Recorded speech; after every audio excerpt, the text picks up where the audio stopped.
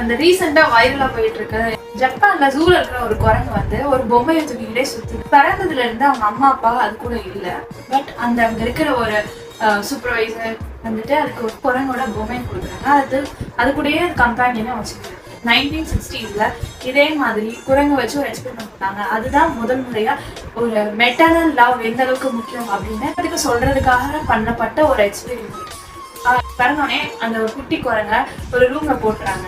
அந்த சயின்டிஸ்ட் என்ன பண்றாங்க அப்படின்னா 2 குரங்க உள்ள வைக்கிறாங்க. ஒண்ணு வந்து பொம்மை தான், ஆனா அதை சுத்தி வயர் சுத்தி வச்சிருக்காங்க. இன்னொரு குரங்கு பொம்மையில நிறைய சாஃப்டான க்ளோத், பஞ்சு போன்ற துணி அப்படி இருக்குது. இப்போ இந்த குட்டி குரங்கு அதுக்கு முன்னாடி வரைக்கும் மதர் லவ் அப்படின்றத எக்ஸ்பீரியன்ஸ் பண்ணதே கிடையாது இல்லையா? ஆனா அதுக்கு கண்டிப்பா சாப்பாடு வேணும். பசி எடுக்கும் போது அந்த வயரால செய்யப்பட்ட குரங்குல தான் பால் வைக்கிறாங்க.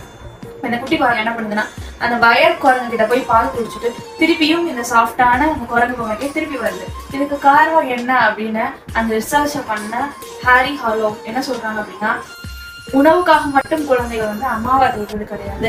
அதுக்கு வந்து ஒரு கம்ஃபர்ட் தேவை, அதுக்கு வந்து ஒரு அரவணைப்பு தேவை, அதுக்கு டச் தேவை. அப்படின்னா மனுஷங்களுக்கும் மற்ற விலங்குகளுக்கும் பிசிக்கல் நீட், அதாவது உணவு, உடை, இருப்பிடம் இது மட்டும் தேவை கிடையாது. நான் பிசிக்கல் நீடு அதே அளவு அன்பும் அரவணைப்பும் முக்கியம் அப்படின்றத இந்த ரிசர்ச் மூலியமா அவர் வந்து இந்த வேர்ல்டுக்கு சொல்லியிருக்காங்க. அதுக்கு முன்னாடி வரைக்கும் சைக்காலஜிஸ்ட்ல நிறைய பேர் பிலீவ் பண்ணது அன்போ ரொம்ப ஒருத்தவங்களை அரவணைக்கிறதோ கூடாது, அது வந்து தவறான விளைவுகளை ஏற்படுத்தும் அப்படின்னு சொல்லிட்டு இருந்தாங்க. பட் ஆக்சுவலா அது தப்பு அப்படின்றத ப்ரூவ் பண்ணுது ஹாரி ஹாலோ தான்.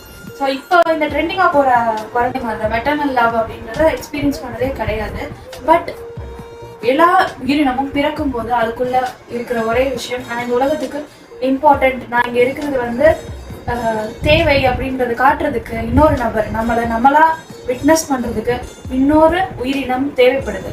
ஸோ அது அந்த இடத்துல அந்த உயிரினம் அந்த பாசம் கிடைக்காதனால அதோட அந்த பொம்மையை தூக்கி வச்சுட்டு சுற்றிட்டே இருக்கு. ஸோ இதை பற்றி நீங்கள் என்ன நினைக்கிறீங்க அப்படின்றது you can also comment. So stay tune.